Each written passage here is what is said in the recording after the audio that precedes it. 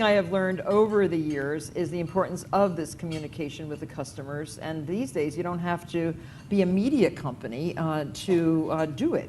Social media tools are accessible to everyone in this room, everywhere, and they can really help to establish and cement a connection. They're also very easy to use. And this is a screen grab of my Martha blog, where visitors get behind-the-scenes view of my life and my business, including the launch of any new product lines that we create. I get about 7 million monthly page views just from my blog alone. This is not my website, it's on my website at marthastewart.com, but this is just my little blog. And people really do look at the photographs. They really want to know, and they're appreciative that I actually take most of the photographs and that I do write the captions to the photographs. And they really get engaged. And last week we did a two-part post about a day in the life of me, and we got almost 1 million page views in 2 days. So we're gonna have a record month on our blog. But it's very interesting because, and the comments are so nice too. Even my dogs are online. The Daily Wag is a popular new blog written by my French bulldogs, Francesca and Sharky. They do the writing themselves. And if you live at my house, you just have to do something productive. So they've been very busy. And they just don't chase squirrels all day long and kill skunks, but they really do work, as you heard from my email from Iliad.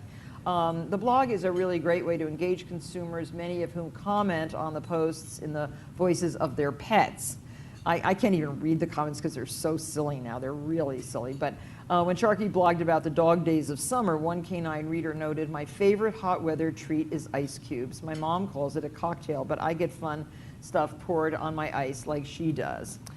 We feature 8 different blogs on our websites, and blogs can really continue to solidify and extend a following in areas where you have brand equity. We have a beautiful blog for decorating by Kevin Sharkey, and he too has learned a lot from me, and he's taking people on a very personal trip through the restoration of an apartment and all the things he's doing in that apartment, and people are responding so nicely. We have a craft blog, we have a very active weddings blog run by Darcy Miller, and on and on.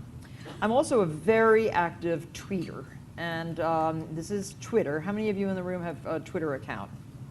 Oh, not enough. You have to really get on this Twitter bandwagon. I have limited my time on Twitter to exactly 5 minutes a day. This weekend I didn't even tweet once. Sometimes I'll take a little time off.